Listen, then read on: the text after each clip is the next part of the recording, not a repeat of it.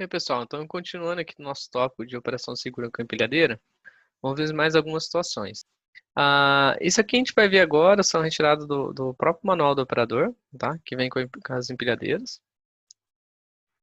Bem, ele fala aqui, não é permitido empilhar ou remover cargas em superfícies ou rampas inclinadas. O que isso quer dizer? Porque a gente não pode ir na descida, né? Com a carga virada para baixo, pois ela pode tombar, né? Isso é um risco, né, de causar acidentes e perder a carga. Ele até fala que os riscos podem incluir fuga de consumíveis devido, né, à fuga de ruptura, né? No caso aqui a gente chama no caso do item de tubulagem, recipientes e etc. Risco de acidente quanto à condição em um terreno difícil, com inclinações, superfícies macias ou irregulares, ou com fraca visibilidade. Vamos falar um pouco depois da visibilidade mais para frente, né? Queda, tropeção, etc., né? A quando da subida para a máquina, especialmente sob condições de umidade e com derrame de consumíveis em superfícies geladas, né? Você também pode falar dos riscos de incêndio e de explosão devido ao estado de baterias e das tensões elétricas e o erro humano resultante do desrespeito pelas regulamentações de segurança, né? Então, a gente já viu vários riscos aqui ligados à empilhadeira sobre a operação segura da mesma. Alguns outros riscos, né? A perda de visibilidade devido a cargas instáveis ou móveis, né? Vamos falar um pouco sobre isso aqui depois. Curva com velocidade excessiva, a gente já viu um vídeo sobre isso aqui lá no início. Deslocar-se com a carga levantada, também já salientamos bastante isso nos nossos tópicos lá de empilhamento. Deslocar-se com a carga saliente, né? Por exemplo, deslocação lateral. Mudar de direção e conduzir na diagonal ao longo das inclinações, conduzir em inclinações com a carga do lado virado para a descida. Acabamos de ver aí, no caso aqui, a imagem, que está falando aqui, o cara fazendo esse procedimento errado. Cargas demasiadamente largas, no caso não seria feito, talvez, para a nossa empilhadeira estar transportando. Cargas suspensas e zona exterior de rampas ou degraus. Aqui a gente tem aquela sinalização que a gente falou, buzinar interseções e ao dar ré. Um outro risco também seria o perigo aí do óleo, né? Que o óleo é um produto inflamável, então tem que respeitar as normas e os regulamentos obrigatórios, a questão de manuseio com substâncias inflamáveis. Não é permitido que haja contato entre o óleo e peças quentes do motor, né? No caso aqui, ele entra na parte do tetraedro do fogo, que a gente acabou de comentar, né, no vídeo anterior, em que a gente pode causar um incêndio devido a isso. Não fumar, foguear ou utilizar chamas desprotegidas, né? Então, o óleo deve ficar longe da nossa máquina, principalmente quando ela estiver ligada. Foguear aqui, talvez a gente poderia até falar um pouco sobre algumas máquinas, como Makita, esmerilhadeira, coisas do tipo, só que lógico, não é a nossa função, mas também não seria permitido esse tipo de atividade próximo dessa substância. Aqui a gente vê a sinalização de alarme de incêndio. Aqui um alarme, né? Geralmente o pessoal acaba batendo. Aqui tem um martelinho do lado para a gente poder quebrar e apertar o botão, mas muita gente só aperta o botão afundando o vidro que tem aqui. E ele também nos fala, né, que o óleo é um produto tóxico, né, que é proibido tocar e consumir, por isso que a gente acaba utilizando o EPI, caso for existir algum tipo de contato. E se inalar vapores e fumos provenientes de óleo, procure imediatamente um local com ar fresco. E na eventualidade de qualquer contato com os olhos, lave-os com água abundante durante pelo menos 10 minutos e consulte, né, o oftalmologista. Isso é interessante, né? É isso que a gente vai ver aqui agora, né, que a gente viu aqui, e também essa questão de ingestão, caso você tome o óleo, ele fala o seguinte: não provoque o vômito, procure assistência médica imediata. Isso aqui geralmente serve para a maioria dos produtos químicos que a gente vai ver nas empresas, mas não é só isso, né? Porque às vezes tem alguns produtos que isso já não funciona. Então, para a gente ter noção do que fazer em situação de primeiros socorros, de ingestão do produto, ou se cair no olho, vendo um documento que chama FISPIC, né? Que cada produto químico ele tem que ter essa ficha, e ele vai falar os primeiros socorros para a gente. No caso aqui a gente frisou um pouco o óleo, né? Porque é uma coisa que tem nas máquinas pesadas, né? Então já para você ter uma noção. Porém o correto é ver sempre na FISPIC, caso seja um produto mais diferente. Mas normalmente os primeiros socorros são mais ou menos nesse sentido.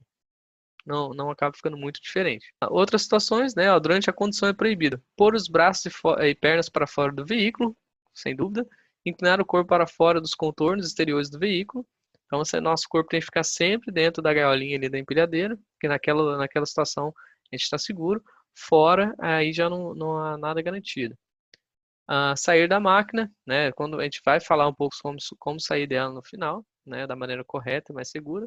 mover o banco do condutor enquanto você está operando, ajustar a coluna de direção, soltar o cinto de segurança, vamos falar um pouco dele mais tarde também, levantar a carga de mais 300 milímetros acima do solo, com exceção de manobras durante o processo de depósito e recolha das cargas. No caso, foi o que a gente comentou lá dos 10 a 15 centímetros do chão. Utilizar dispositivos eletrônicos, né, por exemplo, rádios, telemóveis, etc. Né? Então, é totalmente proibido você utilizar qualquer tipo de celular, MP3 player, qualquer coisa do tipo enquanto você está operando a empilhadeira. Isso é justa causa na hora, é uma coisa muito básica assim, de segurança do trabalho. Então, não faça isso. Aqui tem uma situação interessante, né? Ó, cuidado, em zonas onde a utilização do telemóvel seja proibida, o uso de dispositivo ou rádio telefones não é permitido. Desliga os dispositivos. E, que é que foi que a gente falou agora, e a visibilidade durante a condução. Isso é interessante, eu não vou ler aqui com vocês, mas vamos conversar um pouco. Imagina que você está com uma carga, que ela é muito alta e você não consegue ver o caminho que você vai seguir. A melhor coisa para você fazer é você andar com ela de ré, caso seja possível isso acontecer, né? Lembre-se da questão da rampa lá. Mas vamos supor que dava para fazer. Então, o correto é você vir de ré, porque você tem a visão. Então, você vai andar olhando para trás e andando uma velocidade, claro, reduzida. Que aí você tem o seu dispositivo sonoro lá apitando enquanto você anda de ré. Que aí você tem total visão de onde você está indo. No caso aqui, a gente consegue ver um vídeo com essa situação, né? Aqui o trabalhador não andou de ré e ele veio sem visão nenhuma e acabou acertando um dos trabalhadores. O acidente poderia ser evitado com o operador andando de ré, sem dúvida.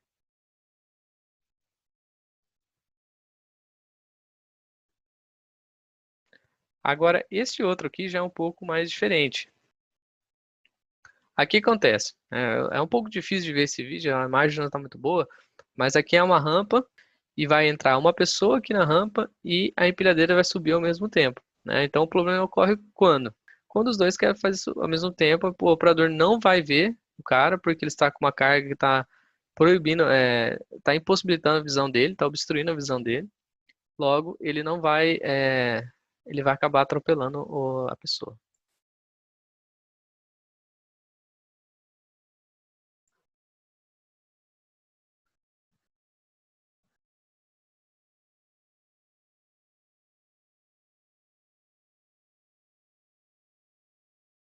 Então, ó, a gente consegue ver, olha, chegou até a arrastar a pessoa, né? Até o pessoal ver e falar para ele sair. Aqui, pessoal, a gente vai ver que a pessoa fica ali embaixo, né? Ela não tá legal. Isso é um problema porque a pessoa pode estar gerando ali uma hemorragia interna, ela pode estar sangrando por dentro, por mais que por fora parece estar ok, devido ao impacto, né? E a empilhadeira ser uma máquina pesada, tem muito peso, o impacto vai fazer nos órgãos internos da pessoa muito grande. Então, se acontecer uma situação dessa com você, saiba que é interessante, né? E é uma situação de urgência levar essa pessoa para o hospital, para que ela seja examinada lá, tá bom? Agora sim, como que a gente poderia resolver esse problema? Primeiro, o cara poderia. Será que ele poderia vir de ré, que nem no último vídeo? Não, né? Porque aqui está numa rampa. Se ele vir de ré, ele pode derrubar a carga. Então não é um cenário interessante. O que ele poderia fazer? Aqui, né, não dá para ele ir, porque essa rampa queria derrubar a carga. Ele poderia fazer o quê? Ou ele poderia vir por aqui, deixar a carga aqui e subir sem nada, ou ele dividir essa carga de alguma maneira, porque ele tem a visão de onde ele está indo. Ou se isso não for possível, né, existe uma orientação no manual do operador, né, de quando você compra uma empilhadeira, você recebe o manual, ele vem falando isso pra gente. Que como última alternativa, ele poderia chamar um batedor, ou o pessoal também, enfim, tem vários nomes, né, para isso. Mas imagina um cara que ele vai ficar olhando para você, né, vai ficando olhando com o seu caminho e para você vai falando, pode vir, pode vir, pode vir, para, vai devagar, esquerda, direita, ele vai te sinalizando. Então é interessante que esse cara tenha alguém que faça esse trabalho quando você não consegue andar num local e está sem visão, para que você não acerte ninguém, né?